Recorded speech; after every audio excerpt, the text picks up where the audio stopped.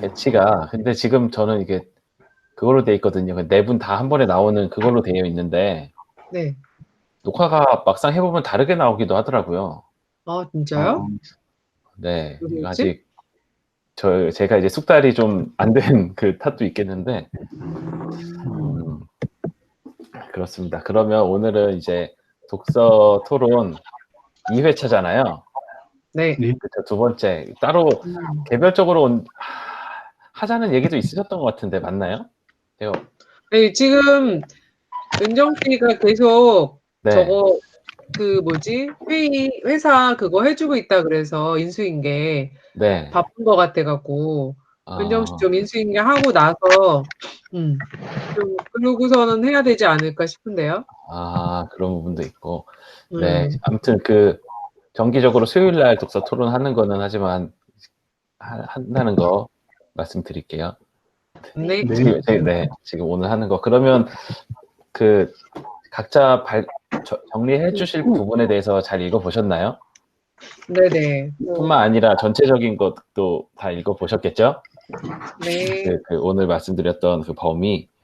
그러면, 첫 번째, 현정님부터 한번, 네, 요약 발표를 저는 해주세요. 공부의 목적은 돈이다. 네, 라는 부분인데요. 네, 그러니까 경매 교육을 받는 사람은 정말 많은데 왜 많은 사람이 부자가 되지 못하느냐?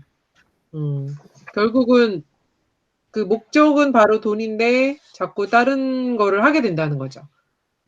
벌다가 경매하다가 집 한 채나 뭐 이렇게 뭐 사고 나면 또 딴 생각해서 뭐 급매할까? 아니면 주식할까? 뭐 이런 식으로 자꾸 땅을 해볼까? 이런 식으로 자꾸 그 기술 연마하기보다는 정말 돈을 벌어야 된다는 그 목적의식을 자꾸 잃어버린다고 얘기를 하시는 것 같아요. 그래서 네, 그게 정말 저도 조금 와닿긴 하는 것 같아요. 제 주변에도 저희 같은 기수를 포함해서 우리 선후배들 보면은 저를 포함해서도 딴 생각을 많이 하게 되는데 그거를 심지 굳게 계속 가는 거?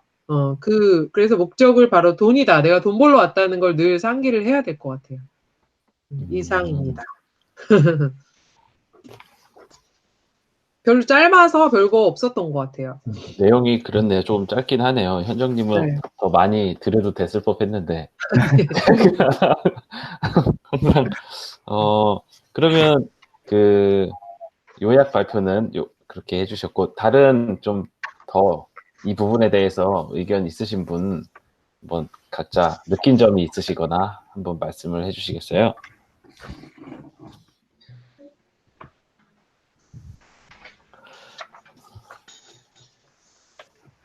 그냥 지금 공부하는 게 많이 힘들어도 진짜 네. 돈 하나 생각하고 경매 공부의 목적 돈을 생각하고 지치지 않아야겠다는 생각은 했습니다. 제가 가장 지금 절실하게 생각하는 부분들이 경제적인 부분이기 때문에 좀 여유 있는 삶, 경제적인 삶이기 때문에 경제적인 네. 삶이 아니다. 그건 좀 알뜰하게 쓰는 거니까 뭐 그렇죠. 시간적 여유 뭐 그런 부분들을 원해서 어쨌든 그걸 하려면 돈이 필요한 거니까요.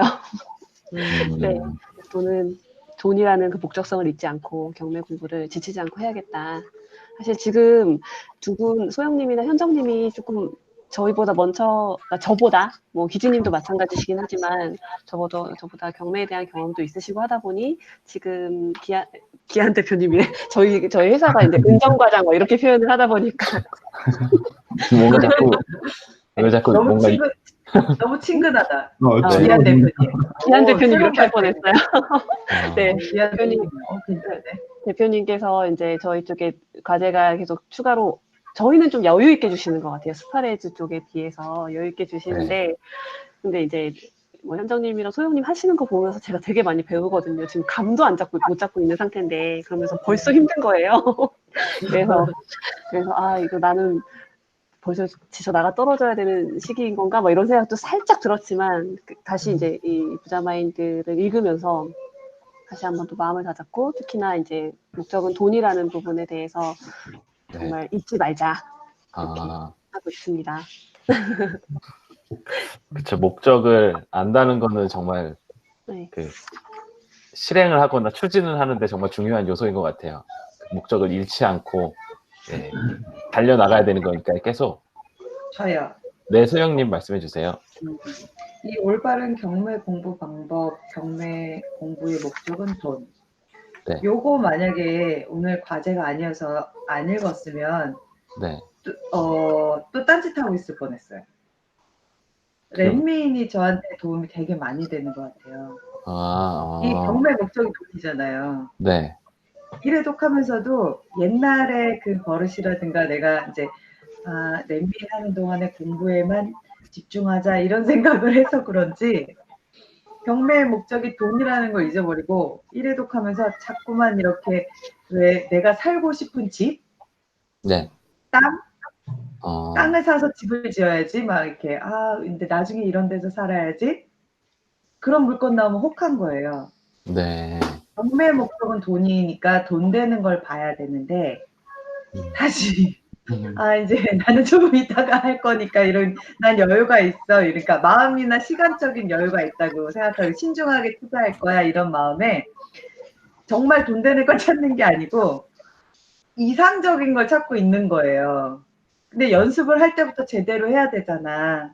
네. 제대로 해야 되는데 경매 목적이 돈이라는 걸 잊어버리고 일회독을 하면서도 왜 지금 하기 되게 어려워 보이는 막 20억, 30억짜리 왜 좋아 보이는 근린 시설 이런 거 있잖아요. 제가 1번으로 올려놓은 거 있거든요. 네. 근데 그게 조금 약간 욕심스러워요. 아직 이제 시세 조사를 안 해봤으니까 잘 모르겠지만 경매 목적이 돈인 거를 잊고 아직은 이렇게 단계가 아닌 듯한데 그걸 자꾸 찾고 있는 거예요. 욕심껏. 그런 나를 발견했거든요. 일회독하고 이제 새로 주신 과제하면서. 네. 그래서 경매 목적이 돈이다. 잊지 말아야 될 것 같아요. 특히 일회독할 때도. 보물찾기 하듯이 눈에 불을 켜고 내가 지금 뭐 하는 건지 잊지 말고 내가 하고 싶은 거, 내가 사고 싶은 거, 내가 갖고 싶은 거 이런 거 말고 돈 되는 걸로 찾으려고 자꾸 이렇게 딴 데로 가려는 나를 야 이리 와 똑바로 이렇게 딴 데로 가려고 그러면 똑바로 여기 이거 돈 되는 거 찾아봐 이렇게 그런 채찍질 같은 게 진짜 필요한 것 같아요. 되게 쉬운 말이고 와닿았던 말인데 잊고 있었어요. 그렇네요. 뭐 진짜 일회독하면서 여러 가지 물건을 보다 보면 많은 정보들도 접하게 되고 또 스피드도 네, 챙겨야 되고 하다 보면 그 돈, 이 목표에 대해서 이게 뭔가 막 헷갈리게 되잖아요. 그 여러 가지들이 지나가니까. 예, 그래서 다시 한번 짚고 넘어가는 필요가 있었던 것 같아요. 그래서 좀 이렇게 초반에 배치를 하지 않으셨나, 협회장님도. 네네. 네. 그러니까 큰돈 되는 것도 말이 돼. 일회독을 하다 보면 큰 돈 되는 물건도 보이고 작은데 이렇게 알차게 벌 수 있는 뭐 500, 1000, 2000 이렇게 벌리는 물건도 보이고 그러잖아요. 네. 자세 조사를 안 해봐서 정확하게 모르겠지만 근데 어쨌든 현실 가능한 지금 현재 내가 할 수 있는 돈 되는 물건을 찾는 거잖아요. 네. 막 커 보이는 이런 거 막 그 지금 했다가는 결과를 장담할 수 없는 불확실한 그런 돈이 아니고 진짜 여기 경매 공부 목적은 돈이다. 내가 잡을 수 있는 돈을 얘기하는 것 같아요. 잊지 말라고 이거 진짜 초반부에 딱 있는 것 같아요. 네, 말씀해 주시니까 다시 한번 네, 중요하다는 걸 생각하게 됩니다. 네. 혹시 또 다른 기재님도 한 말씀. 네. 네. 저는 그 책 거기 물론 제목이 경매의 목적은 돈이다지만 그 책 내용 중에 이 사람들에게 가장 기본적인 욕구가 부족하구나. 그 말이 저는 와닿았던 게 뭐 친구들하고 같이 지내고 보면 지금 친구들도 보통 뭐 가정을 이루고 이렇게 사회 생활을 하고 있는데 보통 힘들다는 얘기를 좀 많이 해요. 그냥 좋은 집 살고 싶고 좋은 차 타고 싶고 다들 그렇게 생각은 하지만 좀 제 기준에서 같이 얘기를 해보면서 느낀 거는 정말 이게 기본적인 욕구, 이게 잘 살려고 하는 욕구가 진정으로 있었다면 그렇게 신세 한탄만 하면서 이렇게 좀 그 현실에 그냥 이렇게 좀 만족스럽지 못하더라도 그렇게 사는 이게 조금 이 기본적인 욕구가 없어서 그렇지 않나 그랬고요. 조금 더 일찍 있었다면 그 친구들도 조금 더 다르게 그 지금 현실보다는 좀 더 나은 삶을 살 수도 있었을 것 같은데 그런 생각을 해봤습니다. 욕구의 존재.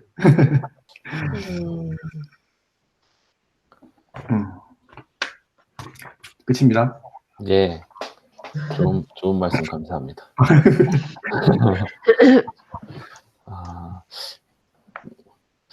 되게 내용이 단순하지만 한편으로 또 그 핵심을 찌르는 것 같아요. 그래서 돈 어떻게 보면 되게 그 원초적인 욕구잖아요. 우리가 돈 있으면 어떻게 보면 행복도 살 수 있는 요즘 같은 그 시대에는 그런 거에 대해서 자기의 욕구를 돈을 더 갖고 싶다는 그런 욕구를 다시 한번 재확인해야 된다는 부분을 예, 다시 한번 본 거고 저는 방금 그 기본적인 욕구가 부족하거나 이 문구를 보면서 약간 위해를 또 봤어요. 그랬더니 제가 직원을 수도 없이 써봤습니다. 이런 문구가 있는 거예요. 그래서 그런데 극소수 직원을 빼고는 대다수 직원들이 경매로 부자가 되지 못하고 이 직장 저 직장 옮겨다니면서 흐지부지 살더군요. 이런 말이 좀 저는 눈에 들어왔거든요. 그래서 과장님은 극소수 직원에 들어가셔야 돼요.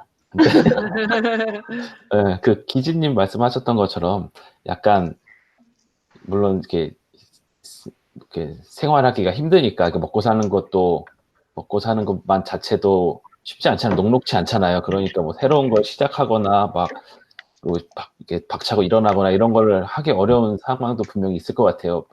다양한 여러 사람들은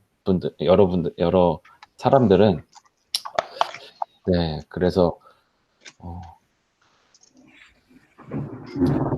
그렇게 하다 보면 정말 여기 이 직장 저 직장 옮겨다니면서 흐지부지 살더군요. 이 말처럼 좀 시간이 그냥 후딱 가버리고 흐지부지 아무것도 안 하고 흐지부지 돼버릴까봐 저도 좀 더 경각심을 갖고 열심히 일을 해서 경매로 부자가 돼야겠다는 그런 생각을 해봅니다. 그 한 가지 생각이 났는데 예.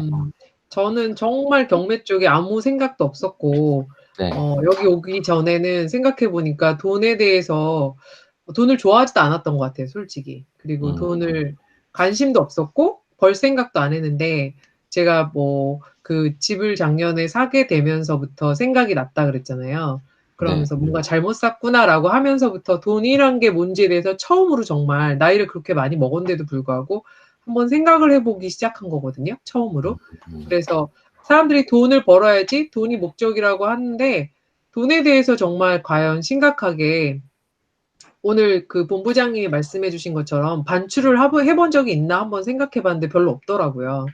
그래서 부자 아빠 가난한 아빠인가 동생한테 이제 책을 빌려갖고 그것도 읽어보고 막 그랬어요.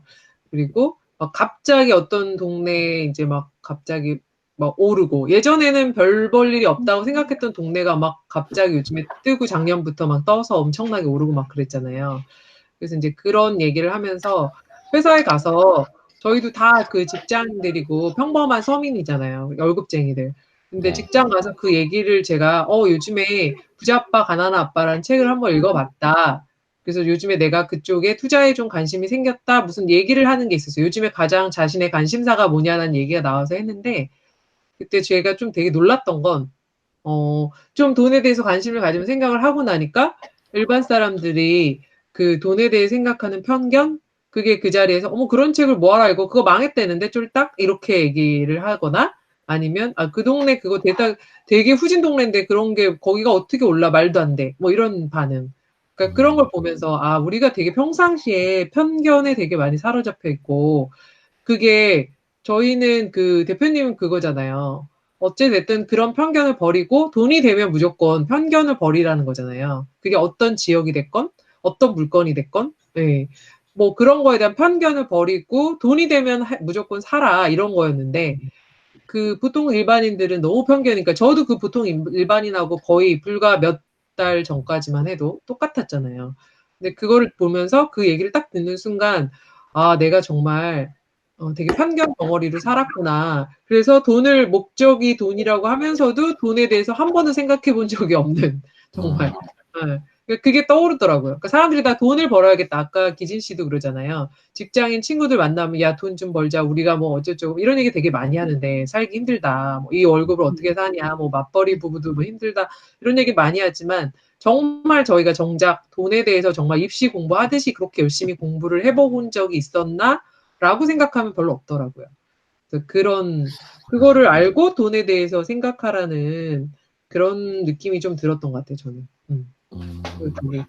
되게 짧은 건데 뭔가 많은 걸 담고 있는데 그 대표님도 딱 그거를 이렇게 간단하게 쓰셨는데 뭔가 그 안에 생각했던 게 되게 많으셨던 것 같은 느낌?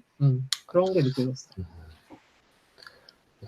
그래도 이렇게 해설해 주시는 것도 좋은데요. 저는 또 듣다 보니까 해설이 더 아니 근데 그 대표님을 보면 네. 계속 10번을 읽으신 본부장님이 그러시더라고요. 자기가 10번을 읽었다 그러셨잖아요, 그때. 네, 근데 그렇죠. 그래 보니 정말 10번을 읽어야 알 거라고 이렇게 얘기를 하시더라고요. 그래서 그랬을 때 그러니까 한번 후루루 읽었을 때 저희가 딱 느끼는 거가 다가 아니라는 말씀이신 거잖아요.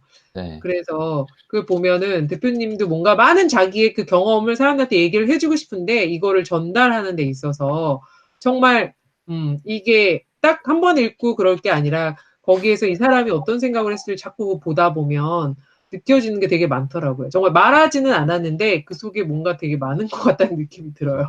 읽을 때마다. 그런 진짜 것 같아요. 본부장 것 같은. 약간 이게 뭐랄까 좀 편하게 쓰여져 있어서 대표님이 맞아요. 말씀하시는 것처럼 편하게 쓰여져 있어서 그러니까 그냥 훅 읽어버리고 지나칠 수도 있으실 것 같은데 그러면 안 되고 다시 한번 곱씹어서 볼 필요가 있는 것 같아요. 네. 그러면 지금 26분인데 제가 계획한 거는 이제 1시간 정도 딱 그 토론을 할 걸로 계획을 하고 있어요. 그래서 뭐 이제 지금 이걸 하고 이제 약간의 토론 시간을 가져야 되는 건가요? 이 챕터에 대해서? 혹시 그런 거 있으시면 뭐 좀 반론이 있다거나 그런 게 있으시다면 좀 말씀을 해주셔도 좋을 것 같아요. 그냥 뭐 일단 그 본인의 소감만 말씀하셨지만 나는 이런 부분이 약간 뭔가 이렇게 좀 거부감이 들더라. 나의 그 뭔가 이게 딱 정말 이렇게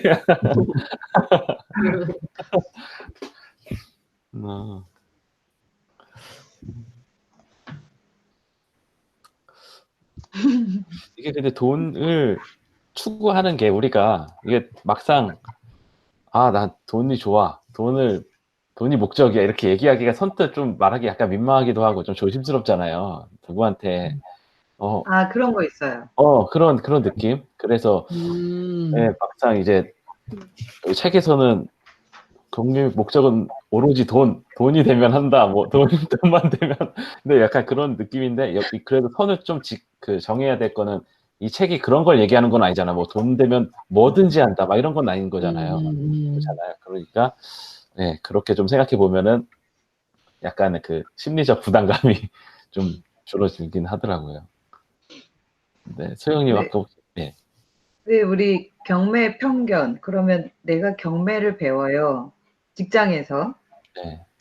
내가 부동산에 관심이 많아요. 아파트를 하나 사고 싶어요. 이렇게까지는 얘기하는 사람들 있잖아요. 야, 너 어디 사냐?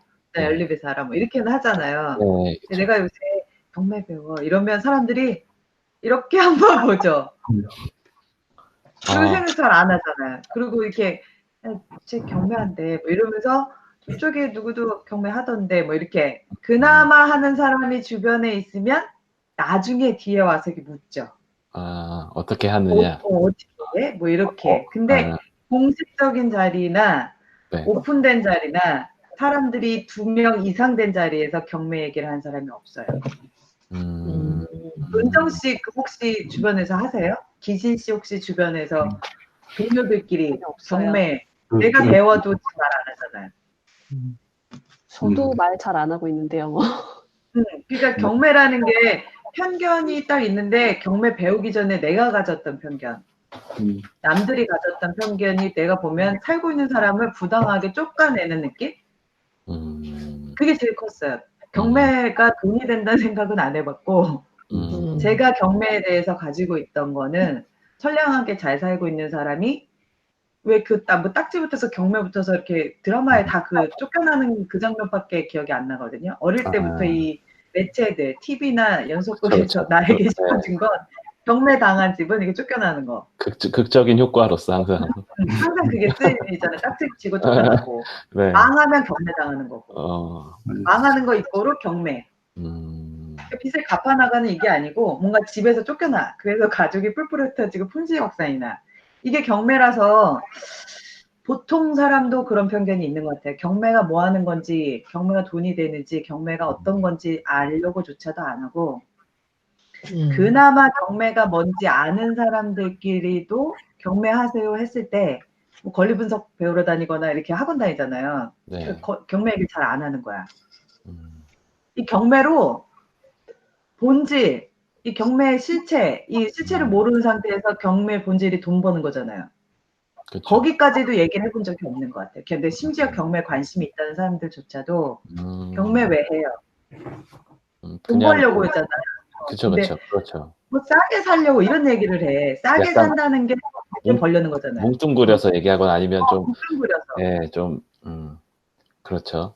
저는 경매가 싸게 산다는 것도 나중에서야 뭐 재테크 없어 막 내가 찾고서야 이제 그 인식이 들어왔지. 첫 번째 내가 가졌던 편견은 그냥 쫓겨나는 거.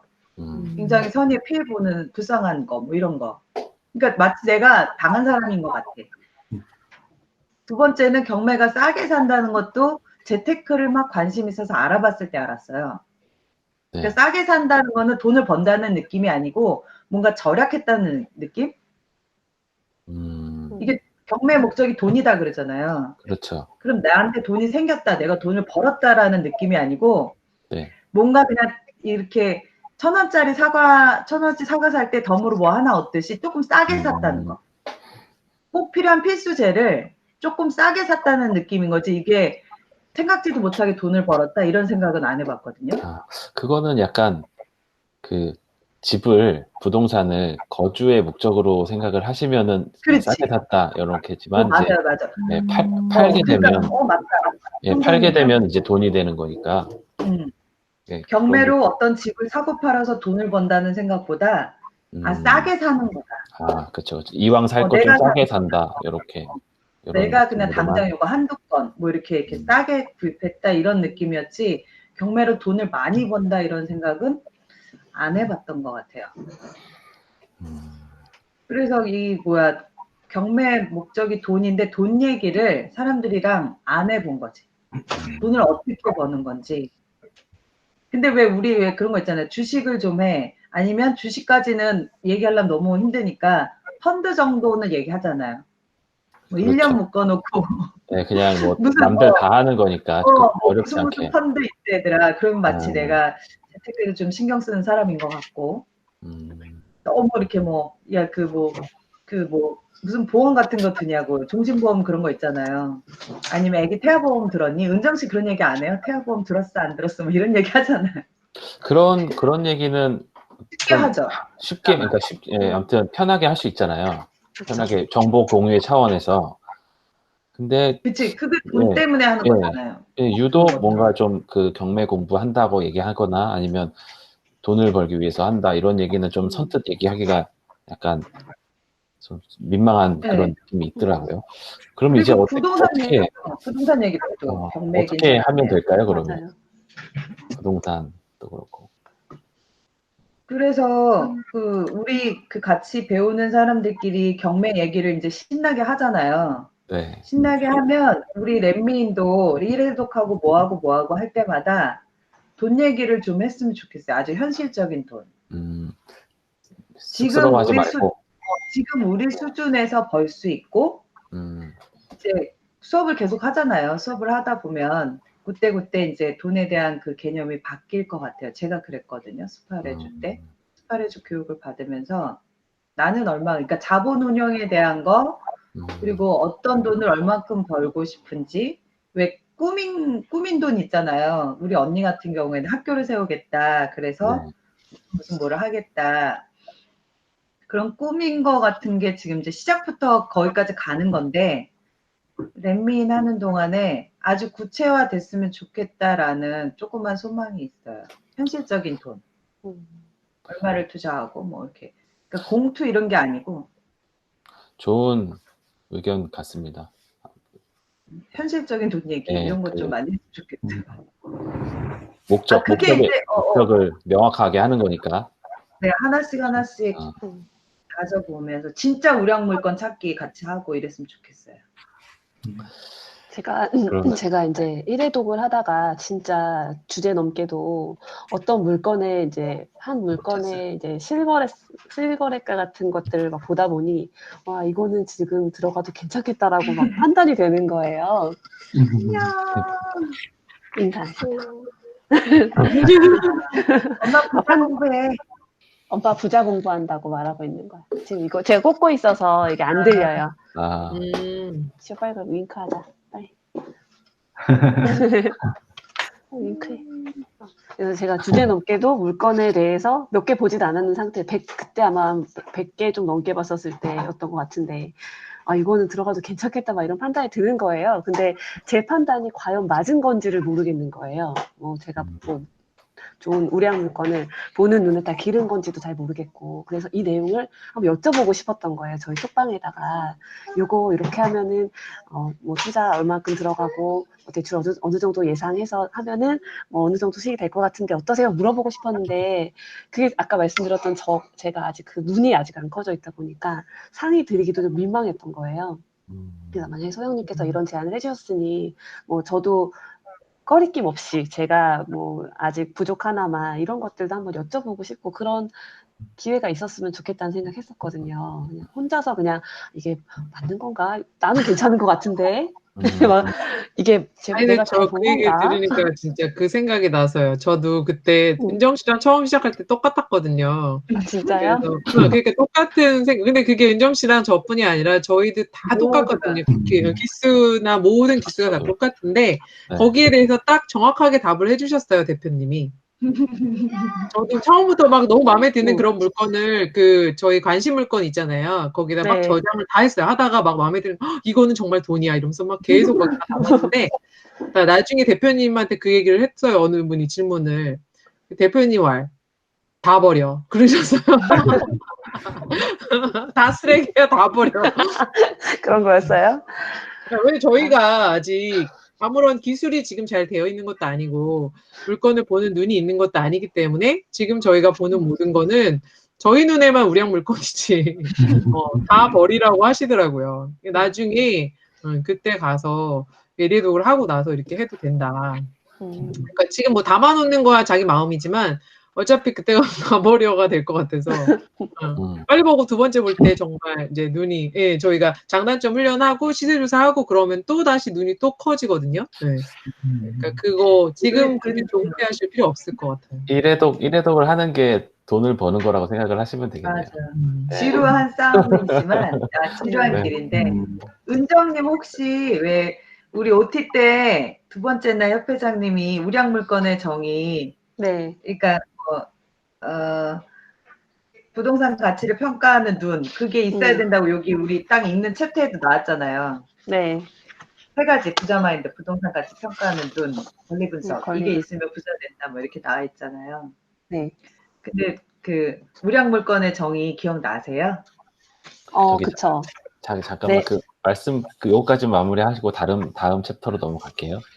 네네 죄송해요. 안 하셔도 될까요 혹시? 우량 물건의 정의.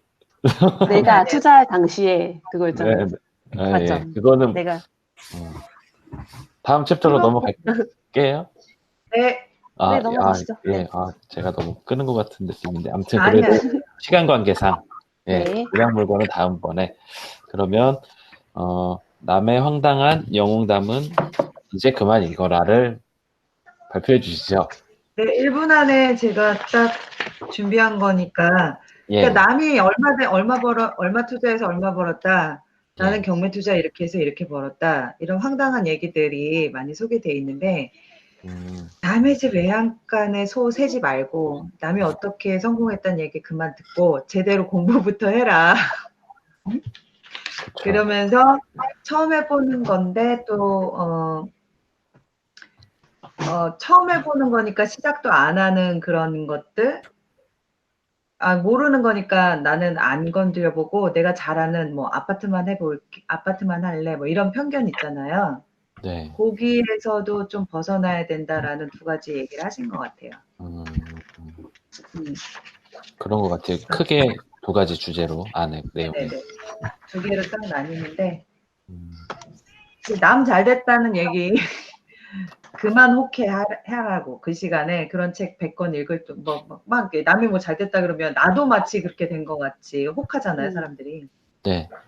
한 권 정도 모르고 읽었다면 그냥 됐고 더 이상 그런 책 찾아보지 말고 시간 낭비하지 마라.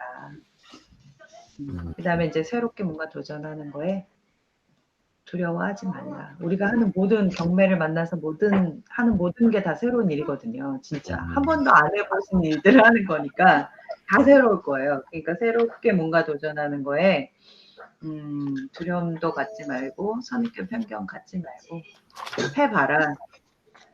또 얘기가 써 있었어요. 여기까지 요약.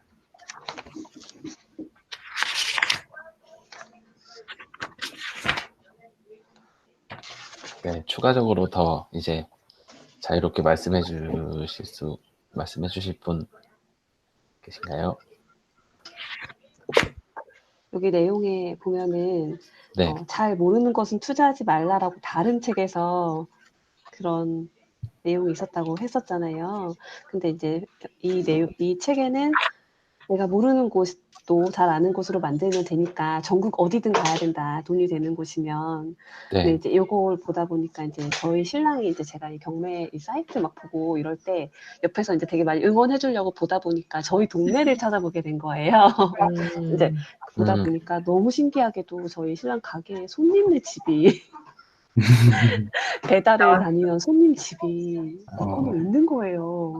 네. 그러면서 이제 저희 신랑은 이제 여기는 이 시세가 너무 자기는 빠삭한데 내가 알고 있는 시세보다 너무 낮게 나와 있으니까 여보 우리 이거 해보면 어때? 막 이러는 거예요 저한테.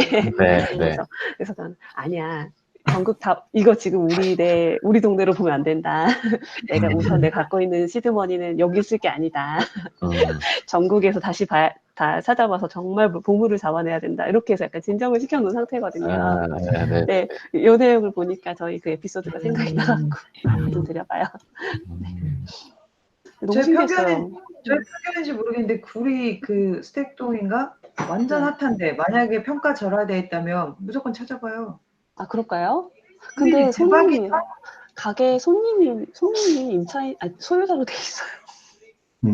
그 물건의 소유자가 저희 가게에 자주 오시는 단골 손님이더라고요. 그래서 이거는 진짜 경매에 나오는 물건이요? 네. 그래서 너무 충격적이었어요. 신기하고 충격적이었어요. 손님에게 명도를. 명도할 때 그러니까. 연락은 바로바로 되겠네요. 그러니까요. 사전에 연락을 미리 할 수도 있겠고. 네, 아무튼 몇 명 보고 갔냐고 물어보세요. 그런 걸 물어봐요. 아무튼 그게 너무 신기해서. 네. 와, 미리 정보 깨면 되겠다. 진짜.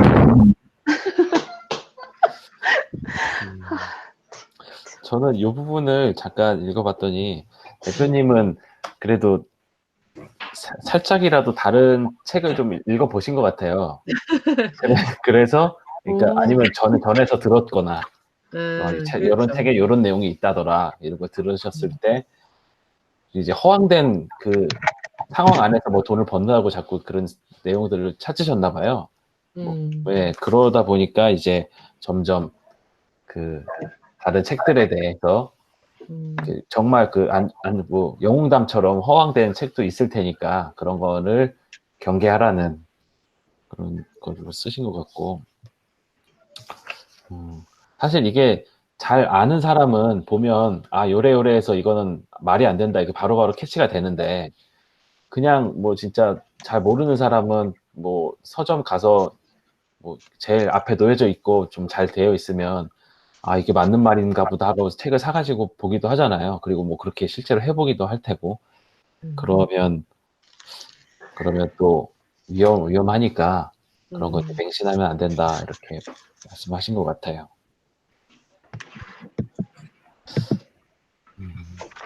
진짜 약간 좀 그런 것 같아요. 그러니까 자기가 좀 아는 분야, 네. 이제 예를 들어서 제가 뭐 영어를 가르쳤으니까 영어에 대해서 영어 공부를 잘하려면 막 이런 얘기하는 유튜브가 뜨면 네네, 그렇죠, 그렇죠. 아, 이 사람은 약간 사기꾼이다. 이 사람은 진짜다. 뭐 이런 게 느낌이 오잖아요. 그렇죠, 네. 그렇죠. 네. 그리고 또 뭐 관심사가 알아보니까. 있는 취미 같은 게 있으니까 제가 사주 뭐 이런 거에 관심이 있어서 조금 들었는데 아주 잘 알진 못하지만 그러면 어떤 사람이 나와서 뭐 사주가 어쩌고저쩌고 그러면 아, 얘는 초짜구나.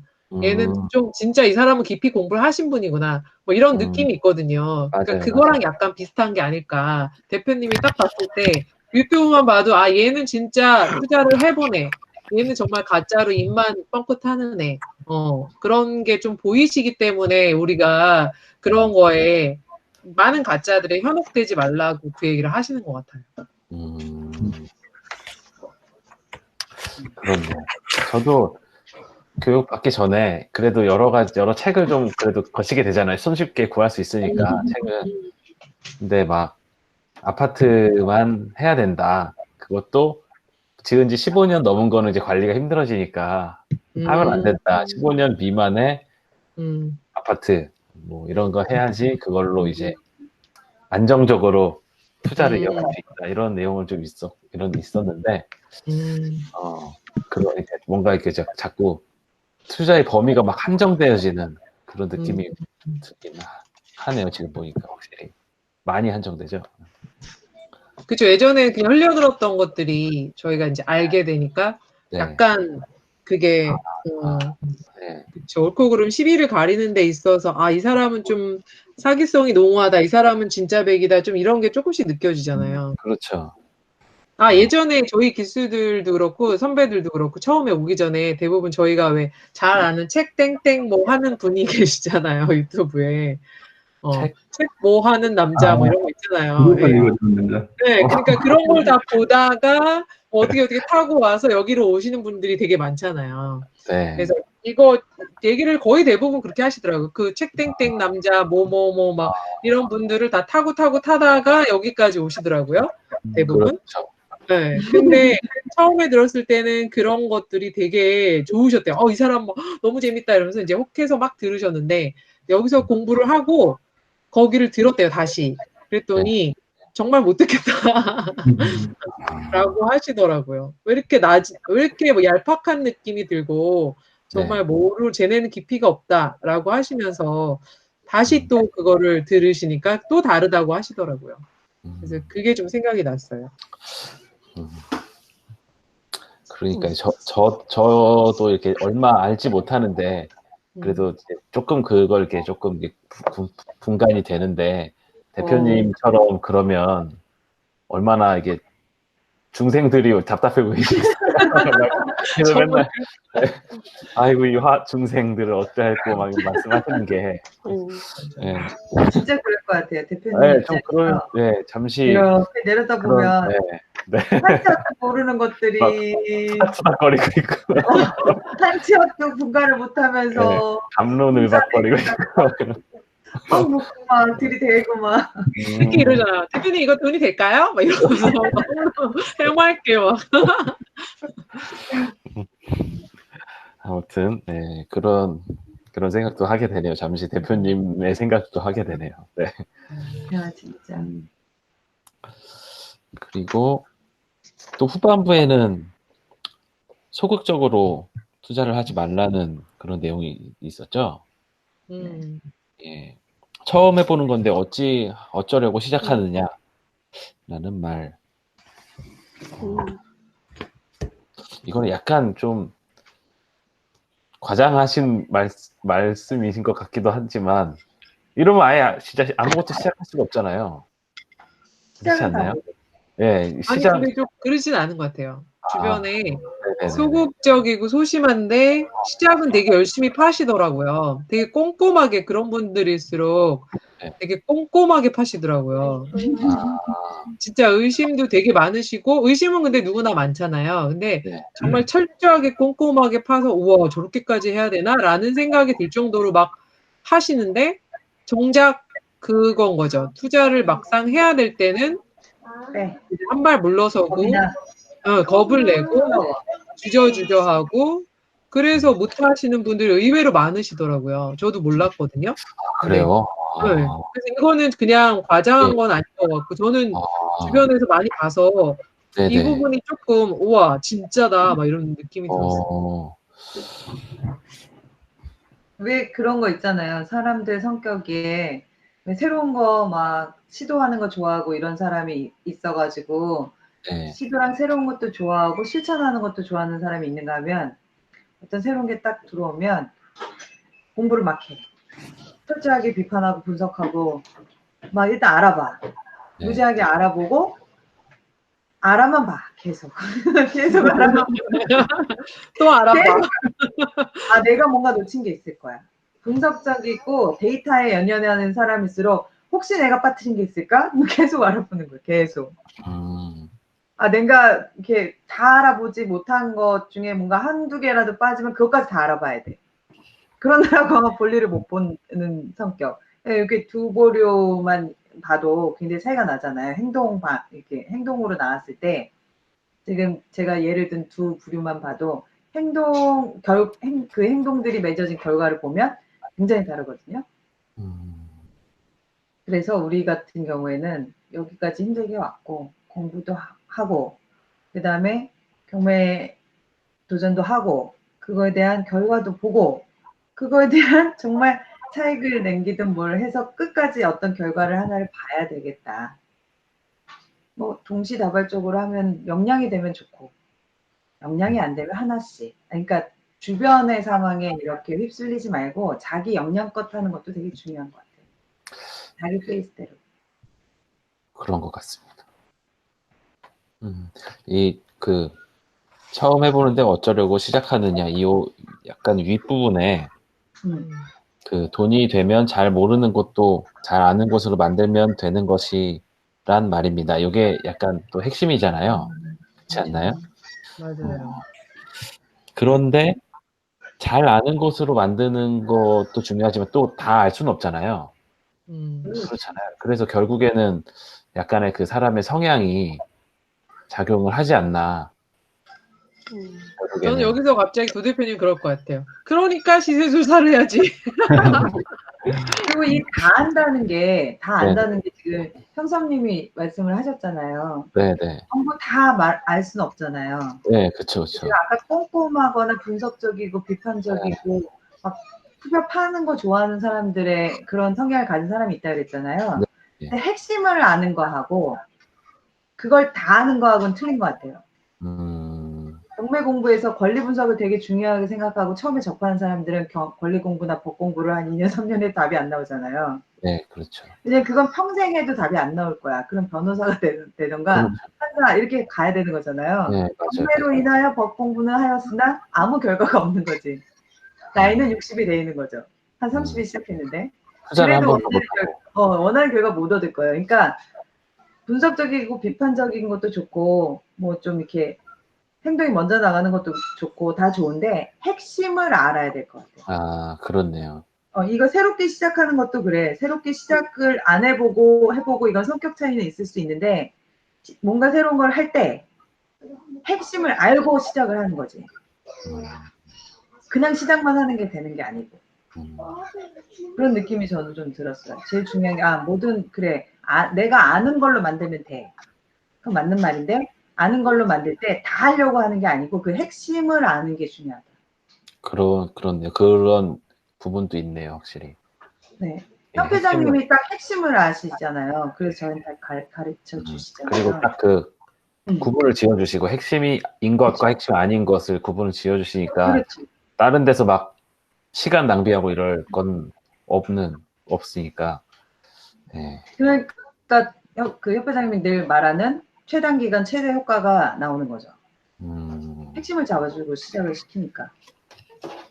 그러니까 새로운 것도 도전할 수 있고 뭐 전국구 물건을 보던가 전혀 못 보는 물건을 봤을 때도 이게 새롭다 도전이다 보기보다 이렇게 사고의 전환을 먼저 시켜주시고 핵심을 보는 눈을 키워주시니까 그거에 대한 선입견들이 없어지는 거지. 야, 편견을 버려. 전국에 돈 되는 물건 찾아. 그건 알겠는데 그 편견을 버리려면 왜 뭐 핵심이 없으면 버리려고 하는데 뭐 어디서부터 어떻게 왜 버려야 되는지 모르잖아요. 그렇죠. 끝도 없이 그냥 끝도 없이 또 헤매게 헤맨다. 되죠. 헤매지 않으려면 핵심을 알고 그래서 정확하게 여기 뒤에도 나오는 거랑 계속 연결돼요. 그럼 스승을 제대로 만나야 된다. 뭐 거기까지. 이제 그러려면 예. 이제 스승을 제대로 만나야 되는 거로 연결되는 거죠. 내가 안 헤매려면 시작이라도 제대로 하려면. 그렇네요. 또 이번 챕터에서는 핵심이라는 키워드를 우리가 건질 수 있는 것 같아요. 예. 그러면 이 협회장님 책이요. 되게 보면 이렇게 얘기를 막 하다 보면 네. 다 연결이 돼서 나와요. 왜 그런 얘기가 나왔는지. 네.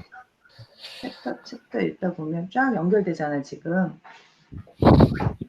연결이. 이거는 참 간단하게 쓰신 거 있고 되게 편하게 읽히는데. 잘 안 써지기도 하시면 그냥 또 똑같은 내용 써질지도 모르죠.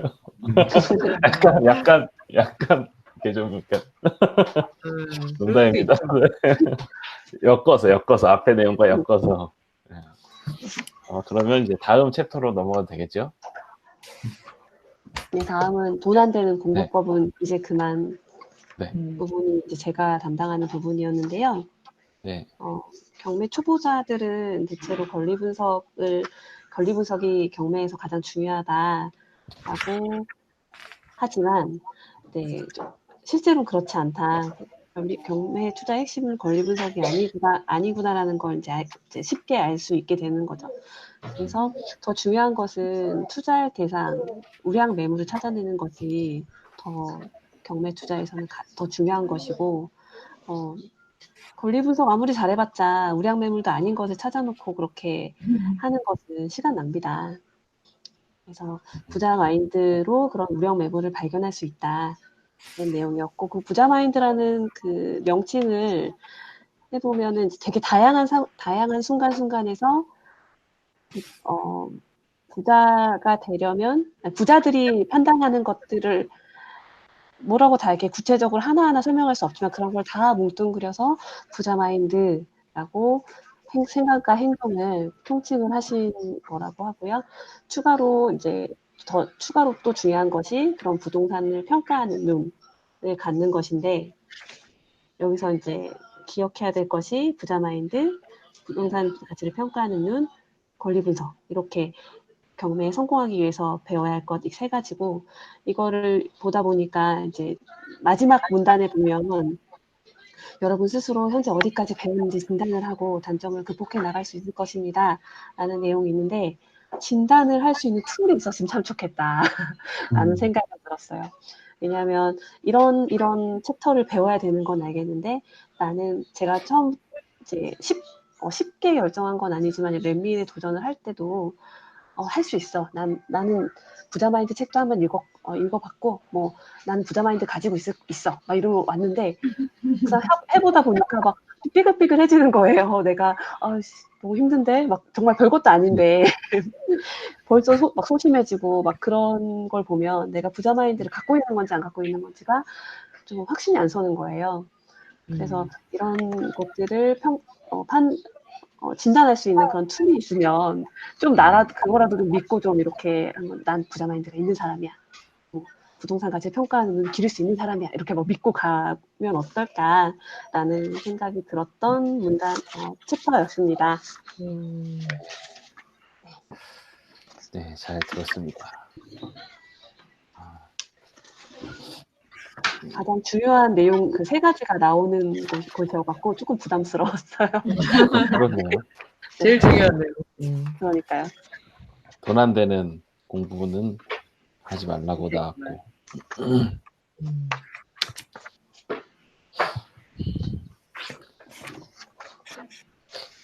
사실 근데 물건 보시다 보면은 권리 분석 부분에 대해서 좀 의문점이 생기기도 하시잖아요.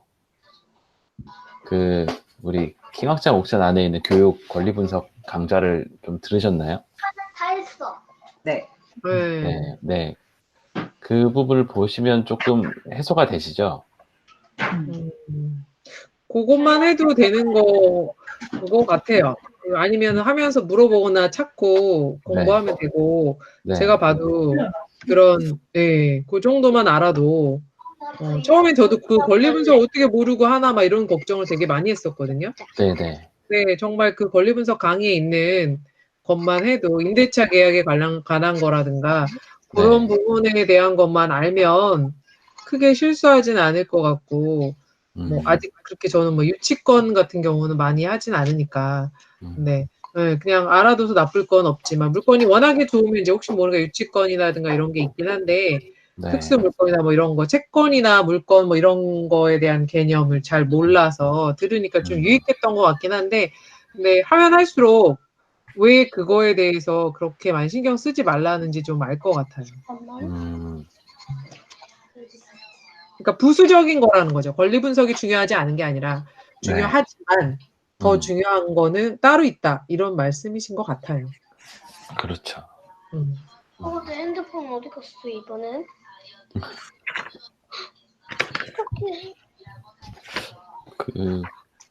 아무튼 권리 분석 강의를 딱 그 정해진 그걸 보고 나니까 저도 물건을 보는데 약간 이제 윤곽이 잡히기도 하고 이게 옳고 아니고 이런 것도 조금 잡히고, 그래서 또 한편으로는 여기 이 사건은 보지 말라고 이렇게 딱 아까 말씀해 주셨던 핵심 부분만 이렇게 모아 놓으셨으니까 핵심 외적인 거는 이제 버릴 수도 있고, 그래서 약간 정리가 잘 되는, 저한테 좀 유익한 강의였었고, 권리 분석에 대해서는 그랬습니다.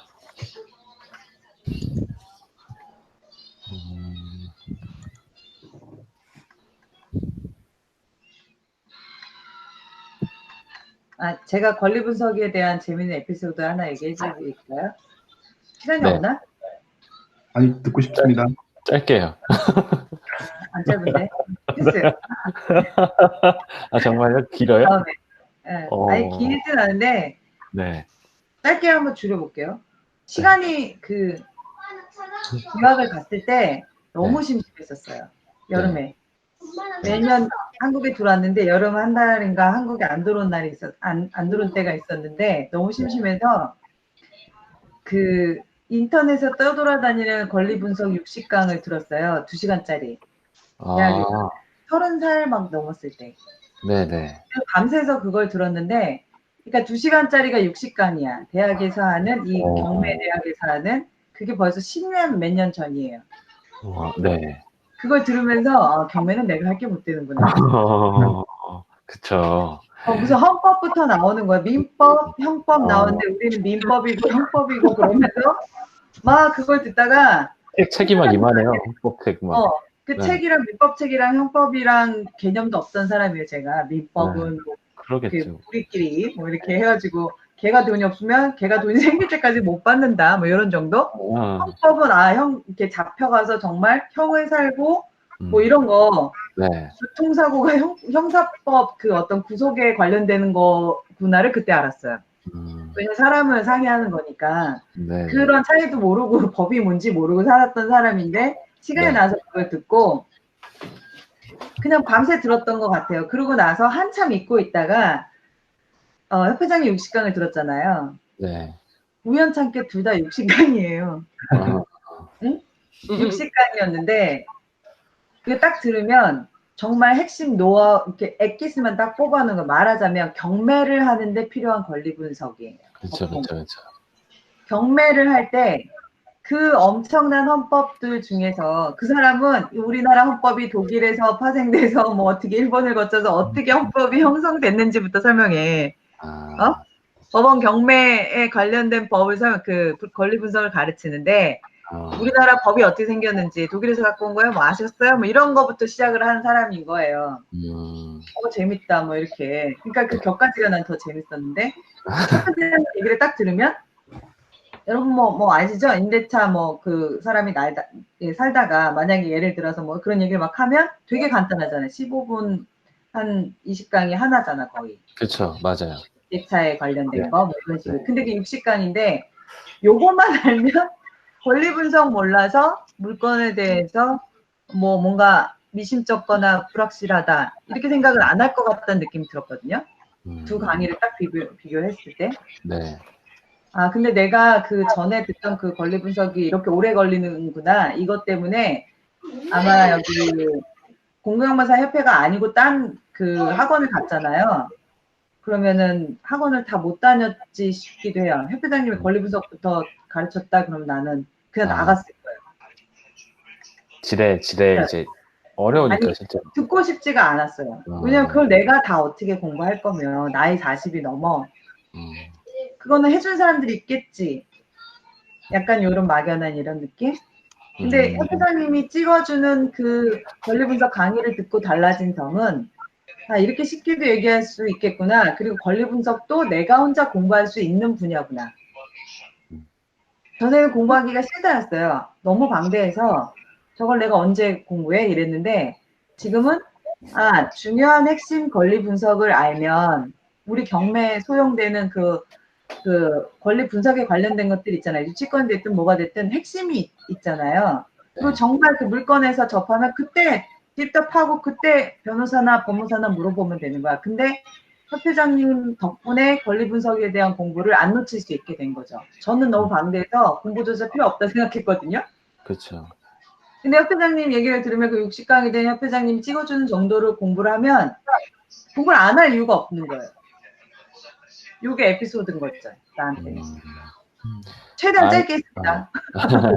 딱 알아야 될 부분은 정확히 그렇죠. 알고 넘어갈 수 있으니까 네. 뭐 지뢰 겁먹고 포기하지 않을 수도 있고. 네. 이 권리 분석이라는 공부에 대해서 너무 방대하다고 다들 오래 걸린다 하잖아요. 네. 그리고 이것만 가르치면서 경매학원의 명맥을 유지하죠. 그렇죠. 경매학원에 뭐 많이 1년, 6개월, 1년 다니면 경매가 그 권리 분석 강의 듣다가 다 가요. 법원 임장인가 법원 같이 한번 이렇게 휙 둘러보는 게 달걸요, 아마? 마지막 수업이? 그치. 시간 낭비 안 하게 해줬고, 그리고 권리 분석도 공부가 재밌다라는 느낌으로 그 강의 들으면 되게 재밌어요. 권리 분석 강의가. 그냥 일상에 정말 우리한테 딱 이렇게 바로 당장 뭔가 낙찰 받거나 했을 때 진짜 필요한 핵심적인 그런 것들이 많잖아요. 그렇죠. 진짜 이거 대항력 있는지 없는지 뭐 소액 임차인 뭐 이런 거에서부터 아주 정말 구체적인 거, 실질적인 거를 딱 추려 놓으셔가지고 이제 포기를 안 해도 된다. 더 해보고 싶다. 어느 부분에서 하면 되겠다. 이런 윤곽을 잡아주셔서 굉장히 저의 편견이 또 하나 깨졌죠. 다른 분은 없으세요? 죄송해요. 이렇게 끊어주세요. 혼자 막 짧게 했다고 다 자천해놓고 또 얘기해. 근데 약간 아무튼 새로운 게 이게 딱 끊기면 뭔가 좀 언짢으실 수도 있는데 항상.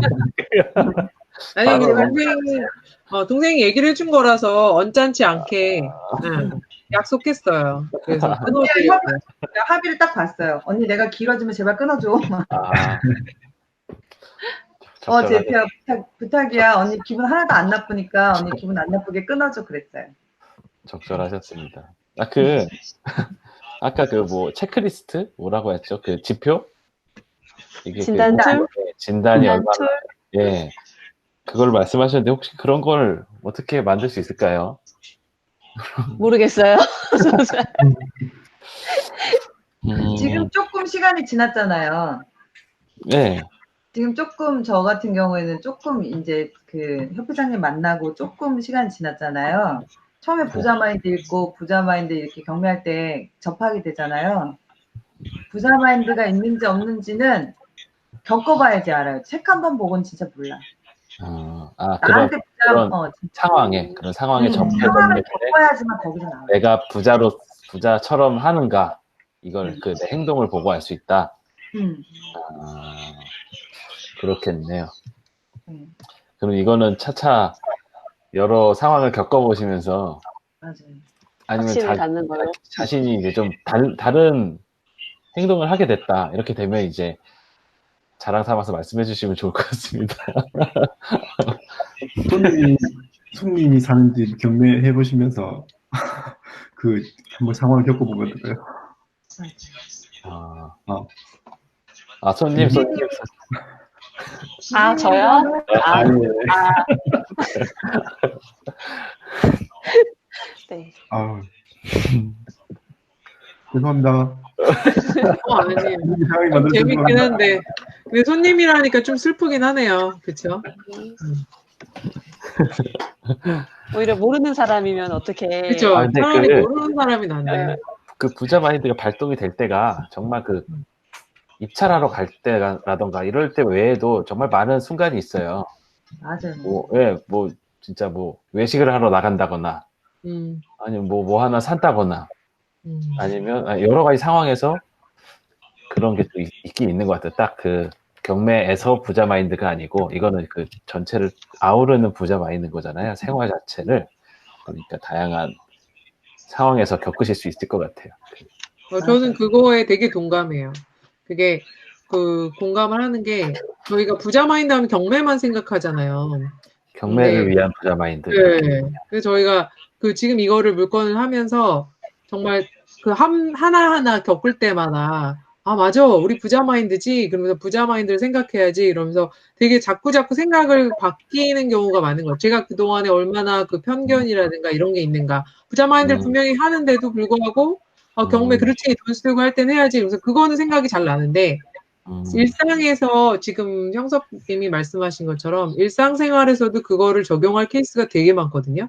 그리고 네, 그 과정에서도 명도 뭐 임대차서부터 여러 가지 부동산 만나는 일서부터 정말 다양하게 많은데 그런 데서는 제가 가끔 깜빡깜빡 그 적용을 못하는 걸 보면서 아, 이게 이제 과정이긴 하지만 대표님은 그게 완전 생활에 딱 박히신 분이구나. 근데 우리는 그게 아직 습관이 안 됐으니까 이 과정을 통해서 5개월이란 과정에 그거를 정말 습관화 해놔야 되겠다.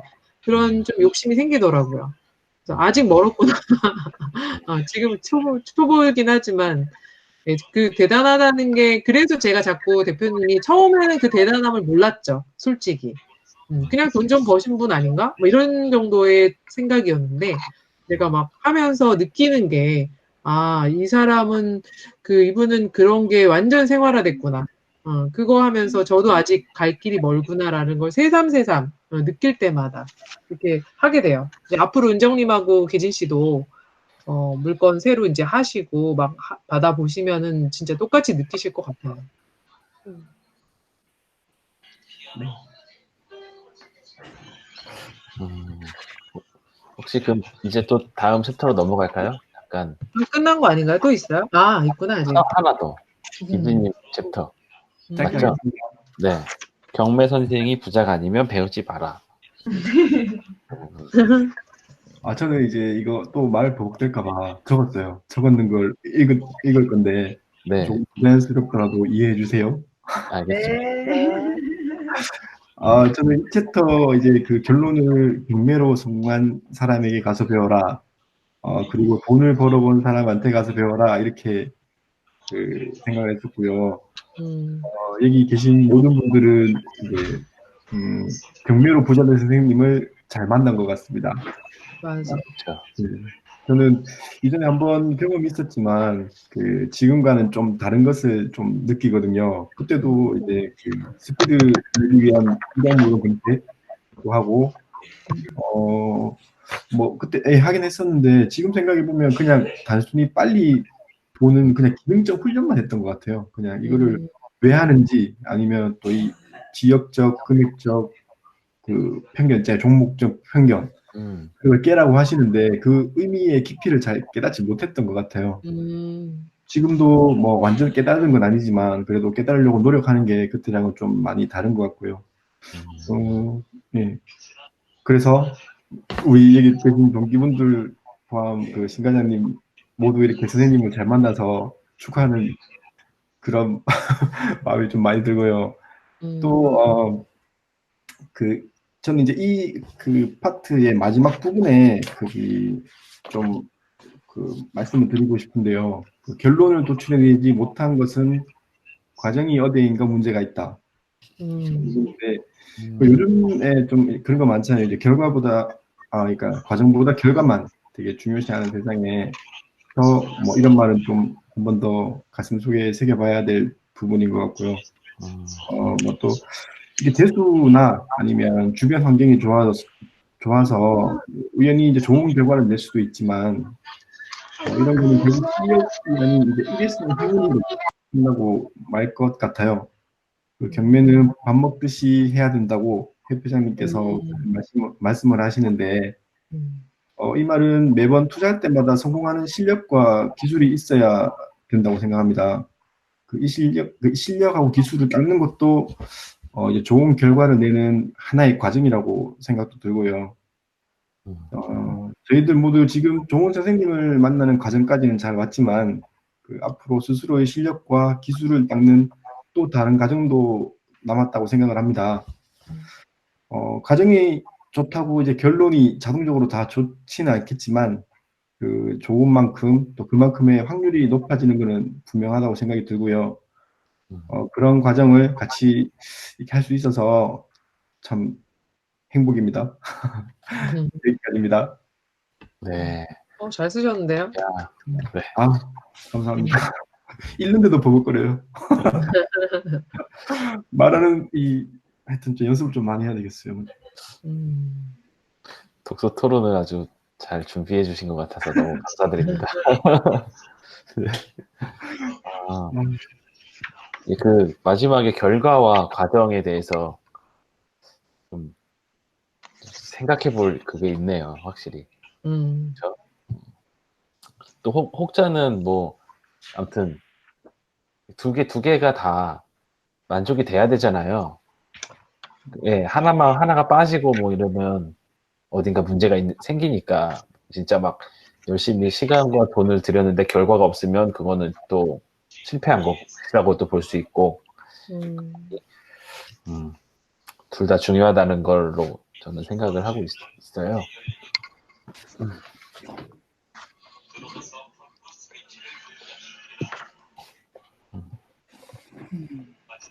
기재님이 딱 찝어줘가지고 그 스승님을 좋은 스승 만나야 된다는 내용 중에서 왜 그 결과가 제대로 안 나오면 중간 과정에 문제가 있다 그랬잖아요.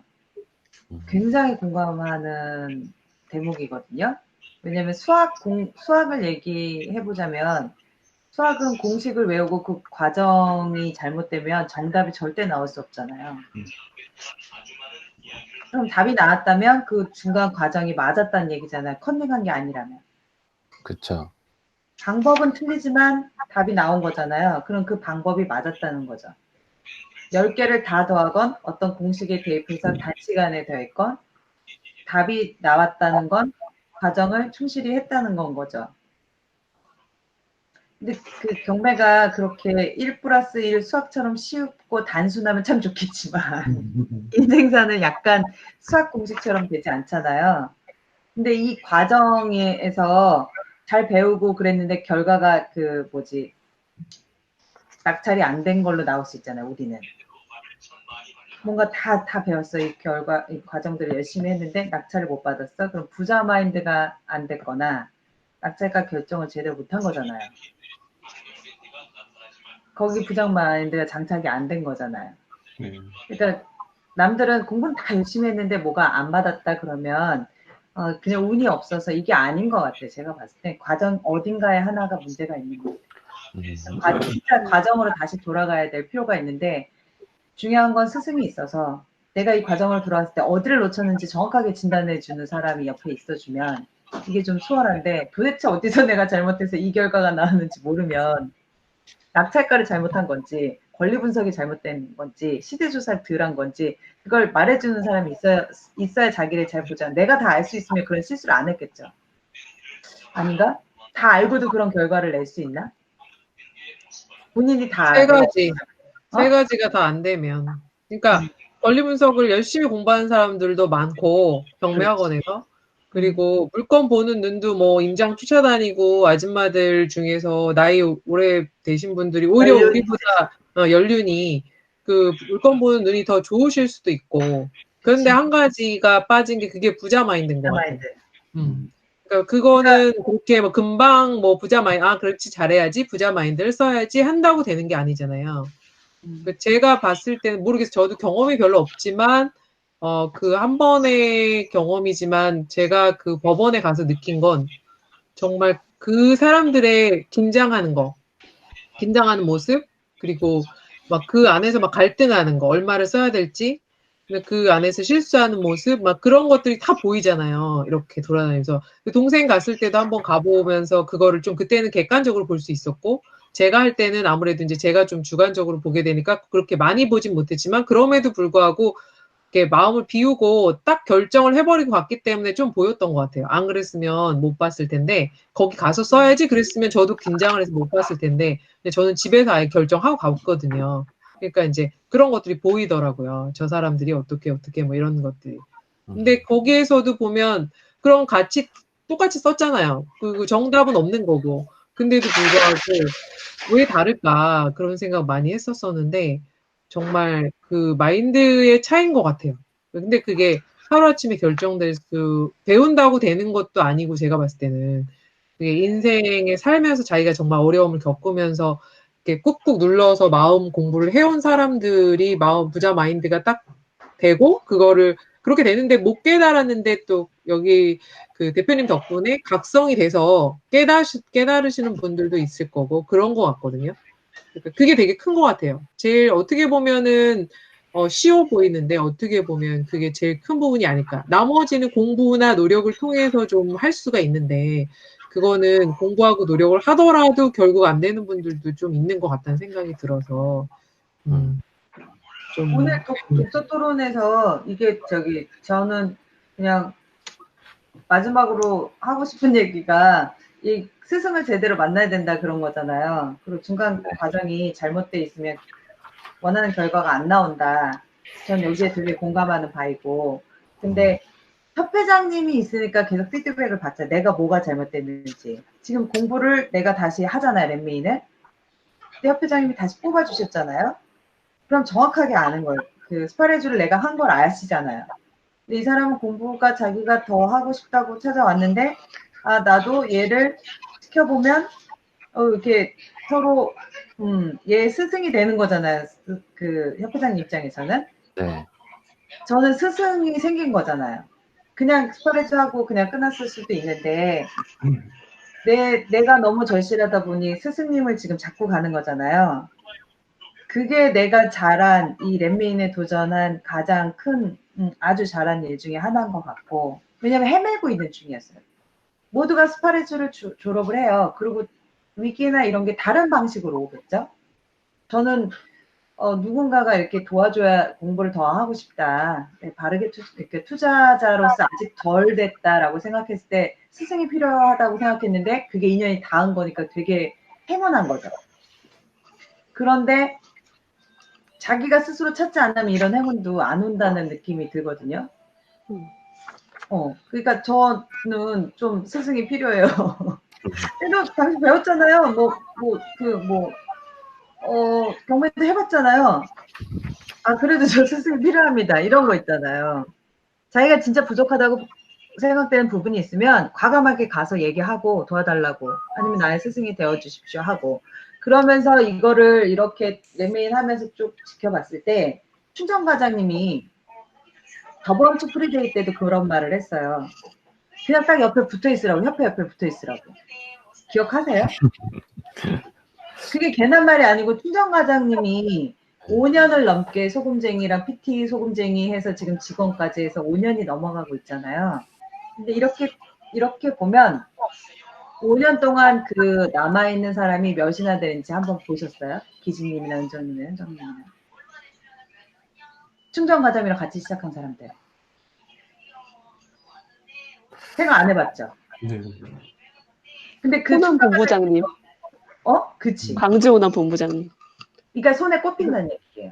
몇 명 안 되는 것 같아. 그리고 이 손에 꼽혀요, 또 게다가. 이것도 아니고.